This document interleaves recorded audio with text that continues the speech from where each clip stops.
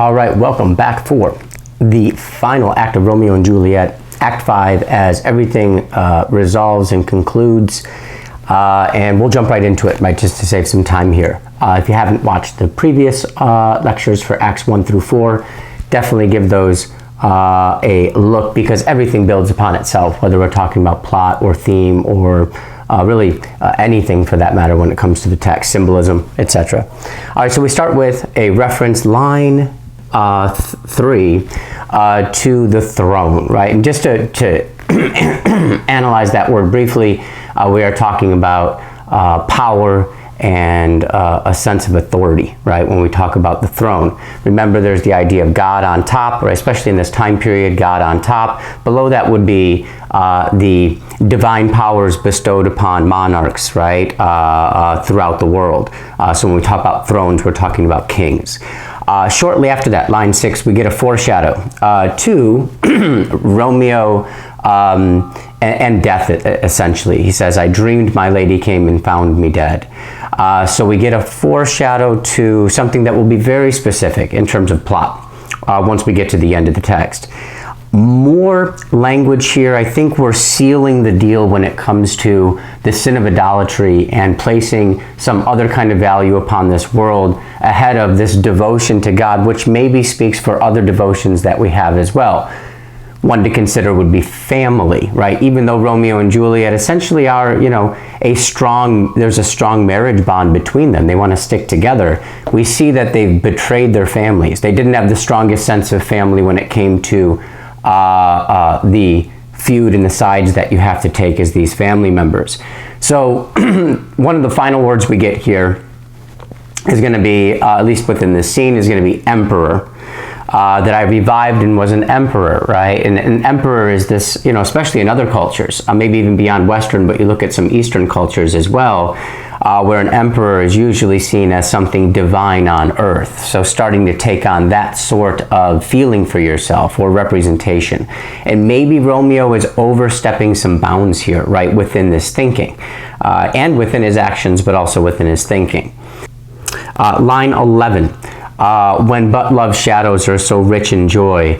Love's shadows would be dreams of love, the way I believe it's described here. I'm definitely using the text aid to help me a little bit here. But I think there's actually, you know, amid all of this carnage, right, amid all of this hectic scene that we have here, you know, it's good to stop and pick out the lovely parts of Romeo and Juliet's thinking. It could be problematic, but it's still quite lovely. And here, just mentioning how dreams of love are even sweeter than perhaps what we experience in reality, but they're at least a great first step, right? The dreams, the visions that we have of love, which all of us get caught up in, right, one way or the other, when we get involved in a relationship. So saying how powerful and how touching those things really are. Dreams which create longing. Here's where we find out the mishap that's taken place with the getting information to Romeo here. So Balthazar, he's the first one to see Romeo in a while here, right? And he finds him. And what he tells Romeo is that he saw Juliet's body taken to the Capulet tomb, right, to the monument. And that is where she is going to be brought into the tomb, into the crypt. And remember that Balthazar is not sharing the crucial part of this, which is she's taken a potion which has given her this death-like appearance for 42 hours. He doesn't know. So Romeo just thinks at this point, after hearing from Balthazar, that indeed she's dead, right? Something has happened to Juliet. So keep that in mind as we see his reaction here in this next several lines. Here's where I think it gets kind of tough to analyze Shakespeare, but it's an important theme, that of fate. How in control of our lives are we? And sometimes it's not even so, right? Not much at all. Maybe other times there's the idea of limited free will, right? Which I remember studying at one point. But he says, I defy you stars. Now, is that a way of saying, I'll leave it up to you, I defy you fate? You know, we do look at stars as fixed parts of the sky. They don't move, right? That's immovable. There's nothing we can do, especially on Earth, to alter that. So I think it's a fate. I think it's a fixed thing. So maybe he's defying some kind of fate here. But of course, that would take a lot more kind of description there. All right. Remember, he thinks, after Balthazar departs here, and Romeo says, I'll handle this, right? I'll think of what I'm going to do here. After he's out of the picture, the first thing that Romeo can say is, well, Juliet, I will lie with thee tonight. And lie, obviously, is a euphemistic way of saying kill myself and be next to you, right? Lie still implies a sense of life, right? That is felt here, that is actually there. And he means to be dead, right? Which you see the commitment. And I think one thing we have to, as we get into the final act here, it seems, give these two young people credit for. And even when you hear the Romeo and Juliet stories around the world, they're kind of similar to this reality, right? One thing we have to give them credit for is they were committed to one another, right? Juliet has this easy out when you think about it. Marry Paris. He's a fine alternative, and you don't have to worry about all this craziness. In fact, Romeo has so much to account for at this point. But Juliet and Romeo, we see, are so committed that they're ready to take their own lives, if that's what it comes to, right? So he immediately thinks of an apothecary, and when you go to Europe and you get the the chance, the privilege, whatever you want to call it, to travel someday, some parts, I remember I was in Germany and other places, but that's where they still use the term apothecary, which is essentially pharmacy, right? It's just a word for pharmacy.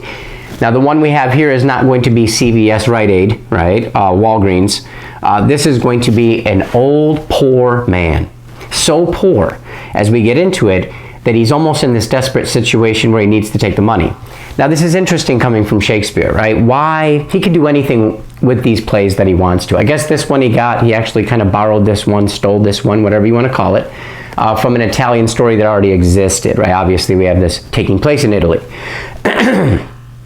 But maybe some of the details were up to him. It's kind of hard to say. But here's an apothecary, and the way this apothecary is brought across to us is he is extremely poor. So notice the sharp contrast. The families, Montagues, Capulets, extremely rich. The prince, extremely rich and definitely entitled, right? Has this kind of authority. And now we have the people who are extremely poor. We've had servants who are kind of holding on to some kind of periphery existence within these homes, right? More concerned with just getting their food and shelter, right? And now we have this apothecary, an extremely poor person here. Line 40, meager were his looks. Sometimes that's considered one of the Christian Catholic virtues, right? And others too, right? They have a lot of similarities with other major religions throughout the world, but to be meek and meager, right? To be simple, to be soft-spoken, to not be a braggart, right? But meager here is gaunt, right? Juliet, leading up to this point, so interestingly, has been described as famished. Her father even called her a pile of bones, right? Based on the appearance, what he's seeing. She has a lot physically in common with the apothecary in terms of physical look, and it speaks to not having a lot in your life. Line 45, a beggarly account of empty boxes. So we talk about beggars. We talk about those in need of charity. This is when we can easily connect to very real themes from our day and age. How do we feel about poor people? How do we feel about people on government assistance or other forms of assistance? What are our feelings as a people in a society, a people who are within this kind of culture that we have?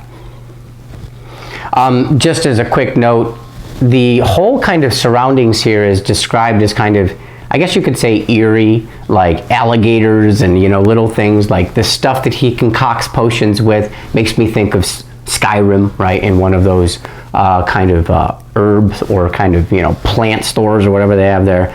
But anyways, that's kind of the surroundings here. And that could even be thematic in itself, right? It speaks to who we are as people, right? Or some base part of us, I'm not too sure. You can have your own ideas as well. Line 49, we get a word, penury. Hopefully I'm saying that right. I believe that's correct. Penury, we don't really use that too much nowadays, but it means poverty. So we're brought back into this extreme state of poverty, right? An extreme state of poverty, again, to contrast with, and I don't think a lot of teachers, professors really stress this point, and I think it's crucial. The contrast we have between the extreme wealth and the extreme poor. A very relatable topic nowadays as we talk about the extreme wealth gap, right, between the haves and the have-nots in this country. I think they say if you're in the bottom 20, if you're in the top 20% of Americans, your life is probably fairly comfortable. You're kind of, especially when you get into the top 10%, you're part of what they call the consumer class, the ones who are always buying services and products, right, all the time, and kind of participating within this kind of economic structure, right?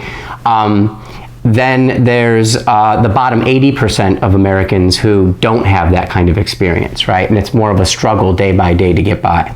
Right, so you come to know the bigger kind of picture here. These themes are incredibly relevant, and they always have been, ever since society's had such a kind of hold and influence upon us. All right. Line 54, and this same needy man must sell it to me. So Romeo's thinking, it's a crime to sell poison. If you sell poison, you lose your life. Strict punishment, right? Especially because you're getting in the way of that kind of, again, I guess you could say, the fate of God, right? You're kind of doing things outside of your own measure, right? So he knows that's going to be hard to do. So how is he going to convince this poor man? He really just convinces him he's a very poor man, right? And he really needs it. It's the need that matters to the needy, right? They don't have really an opportunity to think about how they feel about the charity because they must accept the charity, right? And that's what Romeo is banking on. Romeo, ironically, is buying death, right? Usually when we buy something, it's to enhance our lives, whether it be tacos, whether it be video games, right? Whether it be a brand new car or something like that, or a book, right? Which is always nice. We buy things to enhance our lives, to make it more enjoyable, right? To add to the experience, whereas Romeo is really just buying death, right? And he's commodifying it, which is kind of interesting. He talks about, Romeo mentions, line 62, that the life-weary taker may fall dead. He's saying here, and I think he's generalizing himself as a stand-in for really any human being who's gone through these trials and tribulations, which he has in a pretty short amount of time, right? He's experiencing a lot of life. And he reminds us of that when he says life-weary, right? I'm ready to take this poison because I am weary of my life. I'm done with it. I don't want any more of it, right? I'm tired of it. And I think my question is, in your opinion, knowing what you know about Romeo, what he's done, to get to this point, what's happened, is he life weary? Do you agree with that? Do you think he's experienced so much he's kind of justified in having these considerations of taking his life? Do you see it as complete nonsense and just a over-dramatic way of thinking about himself? That's the big question here, right? As we slow down and take a look at the text. A reference to the womb, last line of his kind of dialogue here with the Apothecary, line 65. Womb is an interesting word to use because it reminds us of the feminine, right? The maternal, right? That which sustains the child. So I wonder if we're seeing some crossover. Juliet taking on more of the stereotypical characteristics of a man, right? Especially in the soldier sense, we see she's had some kind of references there. Is Romeo doing the opposite, right? He's ready to take a poison, not, die by blade, right? He's ready to take a poison, and we get the mentioning of a womb here as well. All right, these cut right to the point, right? These get right to it. Romeo says to this man, very honest, I believe, line 72, the world is not thy friend, nor the world's law, right? You're poor. The world does not cater to you. Society's not your friend, and it's not gonna, bow down and help you rise and, give you that kind of recognition and acknowledgement and support. It's just not going to happen. You're a poor person in a rich man's world, right? And that's a sad truth. But I ask you, we all have our own opinions. What do you think? What about nowadays? Is that the case? How do poor people fare in terms of public opinion? how much help they get, how much recognition they get. We study that in some of my Moore Park classes, right? In some of the things that we read. But Romeo brings it right to the point here. And inversely, what is he also acknowledging here in front of the apothecary? I'm super rich. I got that money jingling in my pocket, right? That you crave and need on a daily basis. I have it in spades. Just to follow up, the world affords no law to make thee rich. You know, that could speak to social mobility, right? Good luck finding the, and this speaks to, again, a critical analysis of our society. What kind of programs are in place to really ensure social mobility, right? That people can go from lower class to middle class to upper class in this country, or does it seem pretty discriminate, right? That certain groups are kind of left out. Certain kind of people do not find that social mobility, right? Apothecary quickly gives in, right? He says, line 75, my poverty but not my will consents. I don't take this because I really want to take it, that I will take this, but it's my poverty, right? How poor I am, and he takes it. And Romeo says, I pay thy poverty and not thy will, right? And by saying this, I'll read the text aid. I would never be able to discern this, but the text aid helps. I'll just read it. Again, this is the Barnes & Noble Romeo and Juliet, which is pretty awesome. But it says, I'll just read a piece of it. Romeo's offer to pay thy poverty emphasizes his economic advantage over the destitute apothecary who reluctantly sells him poison. Important to note, he's kind of, you know, showing his leverage as having somebody with money, right? But he's also, what this also tells us is that the apothecary is a bit reluctant here. He probably knows the law. He knows what can happen by breaking this, but it's almost being forced upon him by Romeo. Romeo is not just buying death. He's almost forcefully buying death, right? Really making sure that he can talk this man into giving him what he needs. And, you know, there's the irony of buying poison with money, right? Even though it's been said, and he says it right here, right? He says it line 80. Romeo says, there is the gold, there's the money. We're worse poison to men's souls.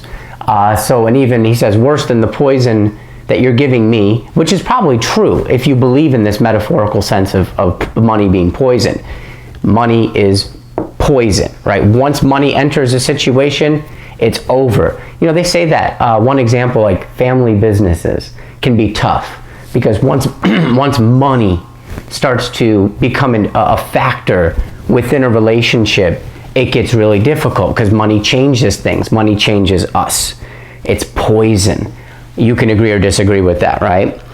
But notice he's using poison to buy poison. So in a way, he's a little bit of a hypocrite here, right? Because he's using poison to his advantage to get the real thing to end his earthly existence. He mentions, buy food and get thyself in flesh, line 84. You know, it just makes you think about the body itself as a vessel for self-indulgence, right? Not only do we do it with material goods around us and, you know, fine fabrics and such, but it's the food, right? It's the food that we take in as well. I'll mention it now because I think it just makes more sense. What we find out in a text aid at the very end of this, and I don't even know how it would be imparted in the play. It just seems to be with all the, you know, empirical text aids that have kind of come before, people have kind of figured this out with this play. What happens to the apothecary after all of this is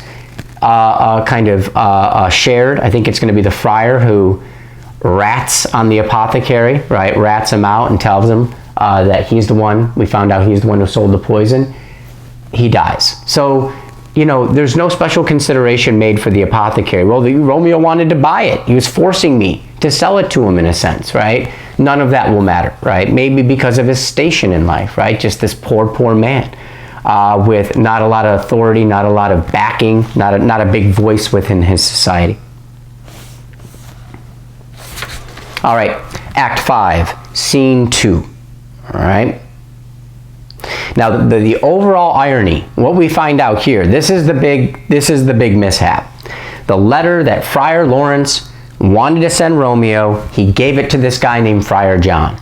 And what happened to Friar John? He was in a town helping out poor sick people when they ended up quarantining the whole town because of an outbreak of the plague, right? Which is always coming in these disastrous waves throughout Europe at, I think, both times, right? Probably Europe at this point in time, Italy, but also Europe, England, right? During Shakespeare's time, there was outbreaks of the plague, so it was like this, this kind of ongoing thing.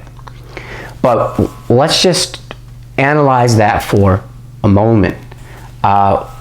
What gets in the way of helping Romeo and Juliet stage this crazy plan to get married and essentially kind of run away together? What gets in, or at least who knows what they're going to do right after, if this were to really move forward? What gets in the way of that? A monk, a friar, helping poor sick people. Remember, we talked about invidiousness. When you think about your life largely just in terms of you, and the gain that's out there for you, right? How everything impacts you, how you get ahead, etc. Notice these men, who are really the only real religious individuals that we have in the entire play, and such a stark contrast because they devote themselves to poverty and helping others, a stark contrast to the families we have, which indulge and fight, right? They're helping others. They're putting others first. And that's ironically what ends up getting in the way of this plan to work between Romeo and Juliet, right? They were simply helping. And then, of course, they have this call for quarantine, right? But visiting the sick, right? Visiting the sick, that's what gets in the way from this plan not working out. It's pretty amazing, right? And I think it's a big theme here, right? All right, quick scene, like I said. Friar Laurence basically just says, I'm going to have to go get Juliet. When she wakes up at the kind of expected time, I need to be there so that I can quickly adjust our plan, get her off somewhere else, send another letter to Romeo, make sure it gets through this time, right? But the big thing here is we see what gets in the way of this whole thing, this whole marriage, this relationship, this bond between these two young people. What gets in the way? A man was helping others, right? Think about Romeo and Juliet. Do they put others first?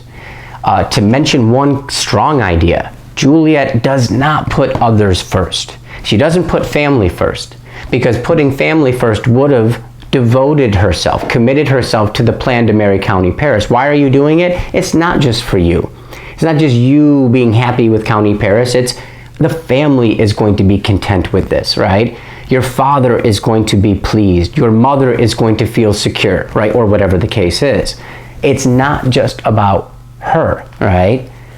We see what Romeo's actions and the consequences of his actions. What does that do to Lady Montague by the end of this play? Just to mention it, while it's strongly kind of thematically relevant, she dies from grief. It's not just about your life, Romeo. There's your mother to consider, right? And look what ends up happening to his mother. That's before she even knows I think that's before she even knows he dies, right at the end. She dies from just thinking about his banishment, which is quite phenomenal. All right, I think there is some language here, lines 13 down through 14, Paris. It gets us back to physical intimacy. Sweet flower, he's thinking about Juliet in this tomb. Sweet flower, with flowers thy bridal bed I strew. Remember when we talk about flower or deflowering, usually we're talking about the idea of virginity, right? And I think that's a little bit what's on his mind here. I don't think Paris ends up being this perfect, alternative to Romeo. He's just as in it for lustful reasons with Juliet as Romeo is, right, throughout this play. And I think we see that at the end. He says, the canopy is dust and stones, which with sweet water nightly I will do. So it takes us from a very dry and uncomfortable place into something more dewy and kind of fertile, right? Which just speaks to human beings, right? Human beings and intimacy, basically. So you get the word moans, right? With tears distilled by moans, line 15, right? So maybe even a blend between longing for the intimacy, but also the mourning, right, that's taking place for this young woman who was supposed to be his wife, right? He was ready to get married. All right, Romeo arrives, and Paris hides, so that Romeo can kind of, have a few words here. I guess this does. Once Balthazar is gone here, which is going to be line 40, after line 44. Notice Romeo gives him more money, and I think he gives him all of his money because he knows he's going to die. I have no need for money any longer if my body is never going to leave this particular place, right? It's done. And he says, live long and live and be prosperous. Very much sounds like Star Trek, right? How do you do it? I think it's like this.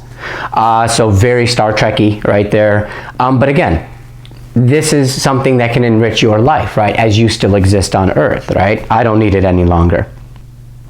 All right, so as soon as, line 44, as soon as he goes into the tomb, he says, as he opens it, thou detestable maw, which means stomach, thou womb of death. And we get another reference to the womb and life, right? If this would have worked between Romeo and Juliet, yes, they would have been perhaps a lovely young couple, right? Gotten to know each other more. But before long, it would have happened. There would have been a child, right? There would have been a child. So I think that's why we're getting a reference to a womb that will not see life, but rather will just have this death. Now, only thing I want to point out here as Paris jumps from the bushes here and is like, hey, you're not going to go in there, right? And Romeo says, you cannot get in my way. But I love what he does here. You see Romeo saying, line 59, good gentle youth. Line 61, I beseech thee, youth, right? Later on down here, as they keep having an exchange of dialogue, line 70, he says, then have at thee, boy, right before they start to cross swords, right? And Romeo's just on a tear, right? Remember, once he says, all my thoughts be kind of, will just be red, right? From here on out, I'll just be this kind of determined man. I think he's quite the vicious fighter, right? He really doesn't relent. But notice youth and boy, he's referring to Paris as a child, right? Whereas I think they're roughly the same age. There's no way that Paris is that much older than Romeo. If anything, maybe by a year or two, right? Maybe 3 at the most, depending on where they're at. So he's not really a boy in comparison to Romeo, but what we recognize here is Romeo feels as if he has lived beyond his years here. Maybe an experience. I mean, to fall in love, have a morning of intimacy, which he had, right? Fall in love with this girl in the way that he has. Kill people. Let's not forget to have your friends die. There has been be banished. There's so much that is taking place here. Maybe it is justified for Romeo to use this type of terminology with Paris because he's just gone through so much. Paris hasn't gone through this much, right? At least not that we know of, right? Probably not.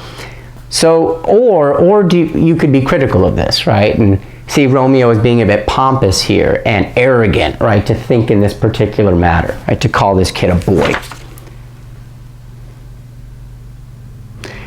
And he makes quick work of him, right? Paris requests to be put inside the tomb next to Juliet, right? That's what he wants. And Romeo obliges. After he puts him in there, he does, when he's still referring to Paris, the dead Paris here, he calls him slaughtered youth. I think it's a little ironic for him to even kind of mention, it's always in this kind of distant, kind of romantic way, not really realizing the part you played in it.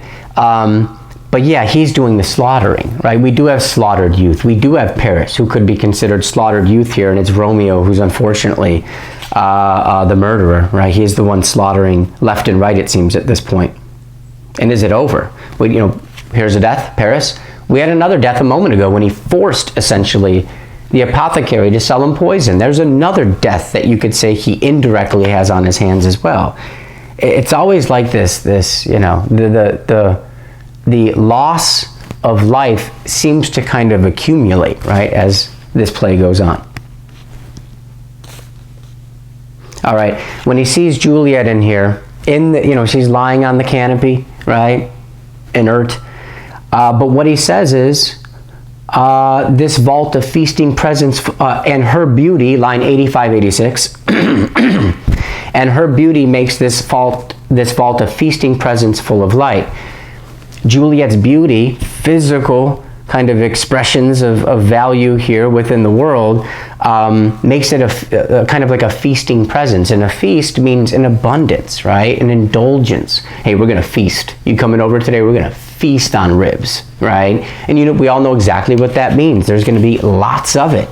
So I think they carry these ideas of vanity, these ideas of idolatry, these egotistical minds that only know one way to consider themselves within the world, and maybe not to their fault. They're quite young. But I think this is what carries them continuously into the crypt. They continuously have this mindset, right? Always just beauty, and it's all that matters here, right? It's what. Now he notices that line 93, hath had no power yet upon thy beauty. Still personifying death.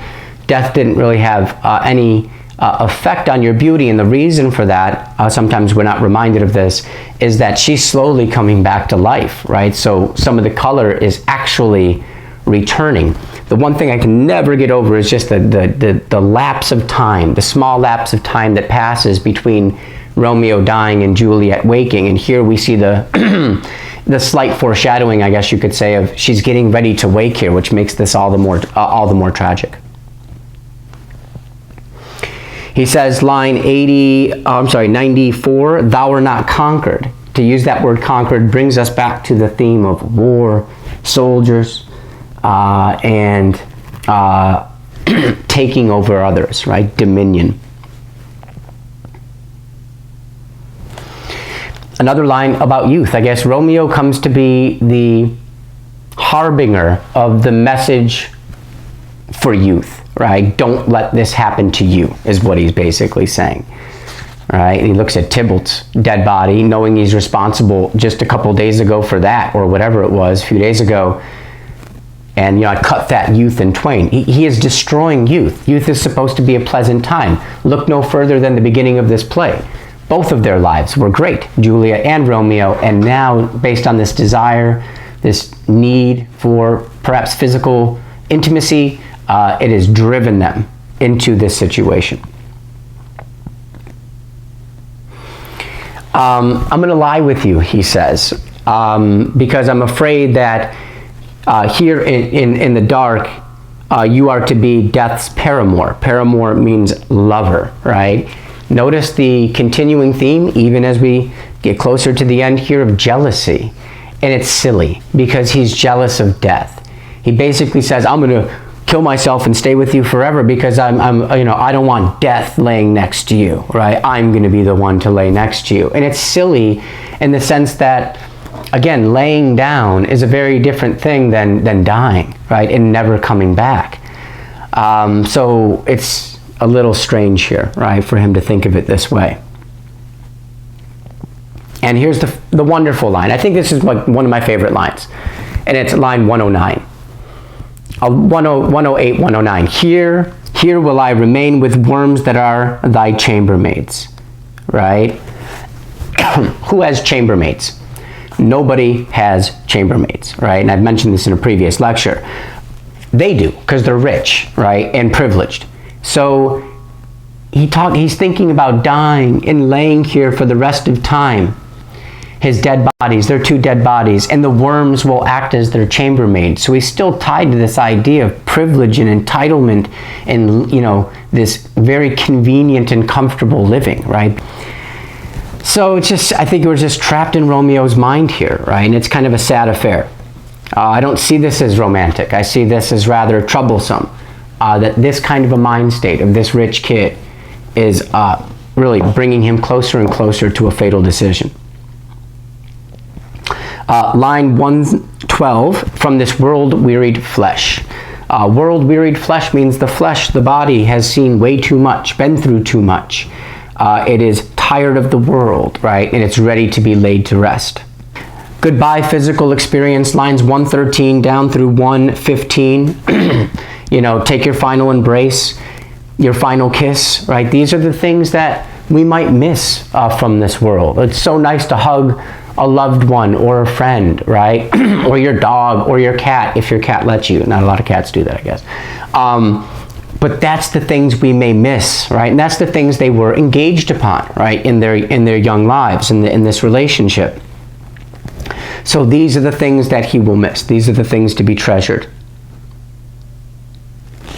All right, Friar Laurence arrives. And there's just some back and forth. I don't really have anything to say too much about this, but some back and forth between them, all right? Friar goes into the tomb to find just a mess, right? Who's this? Oh, dead Paris, okay. Okay, what's over here? We have a dead Romeo, right? And I didn't mention it, but Romeo takes the poison, line 120, and he goes out with poison. He will be the only character to go out with poison, right? He's the only one to die of poison. Every other character dies by blade, including Juliet. And I think there's that reversal. I think Romeo reverses, and that's the final part of it, right? He will be the one to take the less painful way of killing himself. And I think there's a little bit of pain to the poison, but it's nothing compared to a blade in the belly or a blade here or a blade there, right? It's nothing in comparison, right? So take special note. That's the way that Romeo goes out. So I just wanted to mention that before we keep moving on, all right? But notice, what is it? 15 seconds, 20 seconds, 30 seconds, maybe around there, that Romeo passes away, right, from the poison, and it just goes through his system, dies, and then Juliet wakes up shortly after. It's just crazy how short of a time they missed each other, right? He's on his way out, she's on her way in, right? And they just miss each other. And she wakes up, she's a little woozy, she's definitely, think about it, 42-hour slumber. Where am I, right? Friar's there, he was able to get there, which is great, but too much has happened before that. This plan has gone, as an understatement, awry. Very important thematically here, lines 156, 157. He says to Juliet, what am I going to do? What am I going to do? I'll dispose of thee among a sisterhood of holy nuns. Sharp contrast to the life she was just living. Young girl on the verge of marriage. Now you'll be a nun surrounded by only women, no men. Maybe that's a good thing. You think about what men are, the forces that men represent. Maybe it's good for Juliet to go there. So I'll let you make your own, have your own thoughts about that. But you will be with holy nuns, surrounded by women, devoting yourself, marrying yourself to who? God, right? Back to God. A complete resolving or atonement, if this were to happen, of the idolatry that she has displayed up to this point that brought her into the grave, maybe before Romeo really made it. And what I mean by that is she was in death 42 hours prior when she actually took the potion, right? She started with the potion. So she, in a way, she was ready to maybe die even before Romeo was, which put her a little ahead of the situation. Now, she could have a complete atonement, I think, right? If she were to go live with nuns, right? I'll dispose of thee there. She doesn't want that. And Friar flees. He's scared, right? He wants to get out of there. She tries to kiss his lips. Not going to get any poison there, right? So she takes the Romeo's dagger. She takes Romeo's dagger and she stabs herself. Doesn't say where, probably in the belly, whatever. very painful way to go. She calls it a happy dagger, and we call that an oxymoron. When we think of daggers, we don't think of happiness, but this is maybe bringing her to her own perceived sense of happiness, which is tragic, right? Which is sad. Remember what a tragedy is, to remind you, one key component of a true to form tragedy is that the character goes from a great height to a great fall.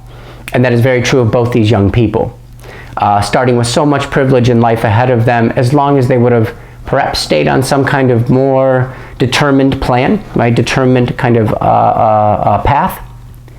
And they threw all that away, and we're in the grave now, and we're dead, right? We are dead. People start to gather. We got watchmen, we got chief watchmen. There's a lot of, what I like about the end of this play, and movies do this, plays do this, we feel like as the audience, imagine being in a theater watching this, now we feel like we're all involved in getting to the bottom of this. As everybody arrives, the police essentially, the prince, the Montagues, the Capulets, everybody is arriving here, all right? And we feel like we're a part of it.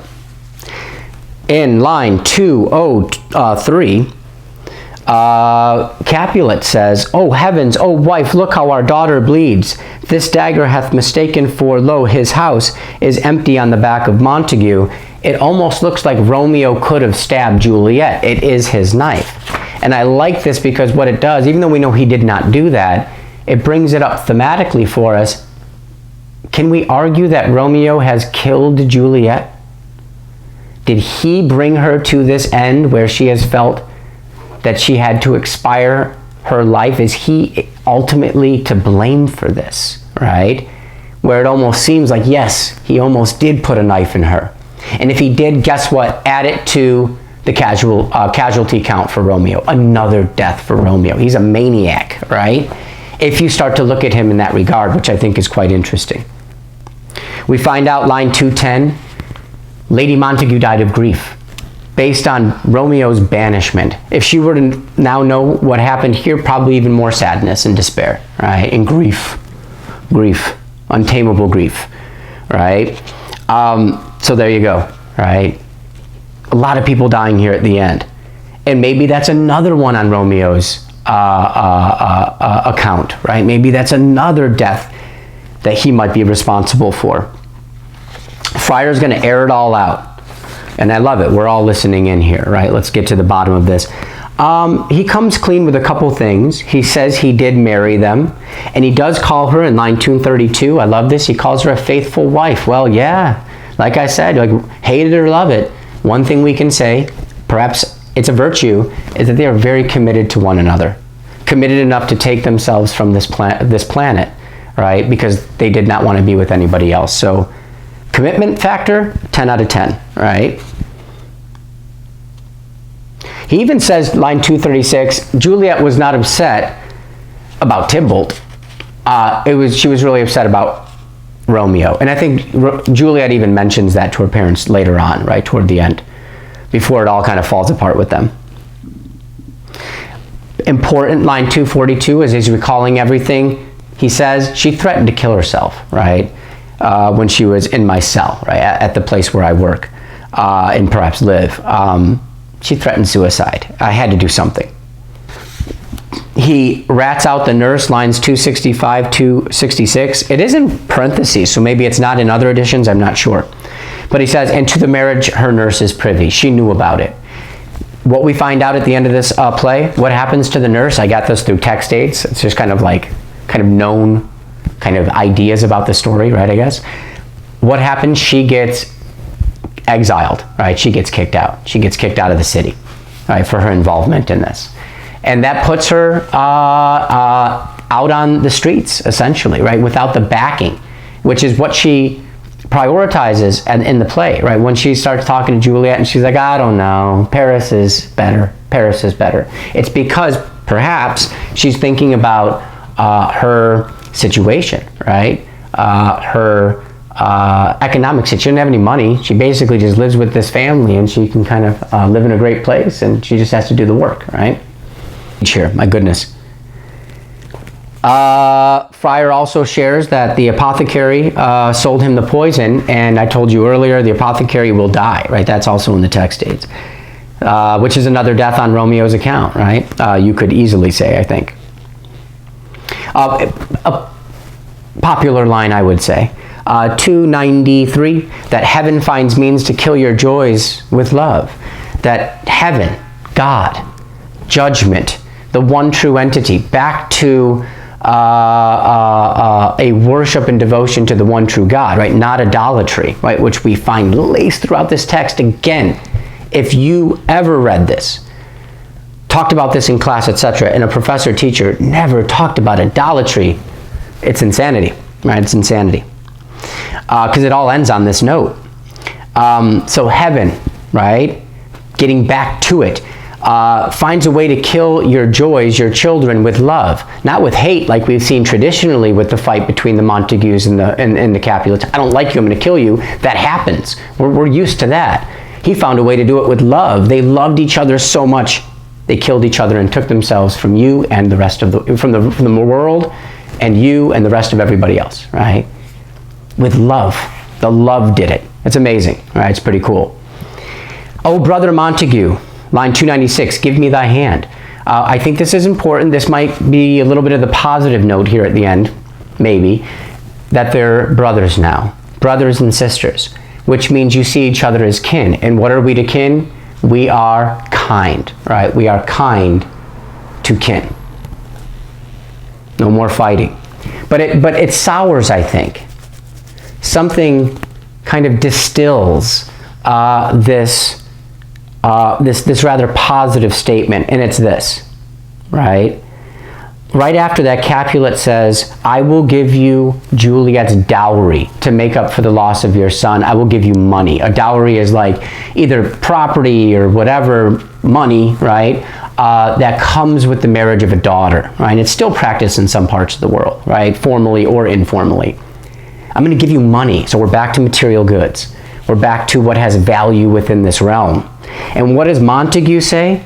I can give you, and the key word here is, line 98, more. It immediately comes back, snaps back to a competition between these two families. Oh, you're going to give me that? Okay, great, but this is what I'm going to do. And what is he going to do? He's going to build a statue of Juliet, Capulet's daughter, out of pure gold. Gold takes us biblically back to the golden calf and worshiping false idols, right? So very clear here at the end, a statue made of gold. Other ways of understanding gold, so important, is the golden life that Romeo had, that Juliet had. Before they got involved in all of this, it was just like the perfect life. You could just roam around all day, flirt with girls for Romeo, try to get something going, hang out with friends, right? You got all the money in the world, you had parties. That's the tragedy, right? All of that's gone. But back to it at the end with these ideas of the statues. From that theme, that standpoint of idolatry, right? The sin of idolatry, we do not want golden statues. It's showing a replication of the pattern, a replication of the problem that existed in the very beginning here, as all this attention is thrown on material goods, right? Especially gold. And then Montague says, Capulet says, as rich shall Romeo's by his ladies lie. We're going to make a golden statue for Romeo as well. So two golden statues standing side by side, right, is the promise of these two fathers, right? Which I think just gets us back into that same mentality, right, of worshiping false idols, right, in the way that we do this here in our lives. All right, that's going to do it. I hope you enjoyed the Definitive Analyses, all kind of 5 acts here dealing with this. It's a wonderful play. I think I'm kind of interested in seeing a performance of it after kind of getting into it so much with last semester. Going into this next year, I think I want to definitely watch a performance of this. Have a good day, and I'll see you on the next one. Thank you.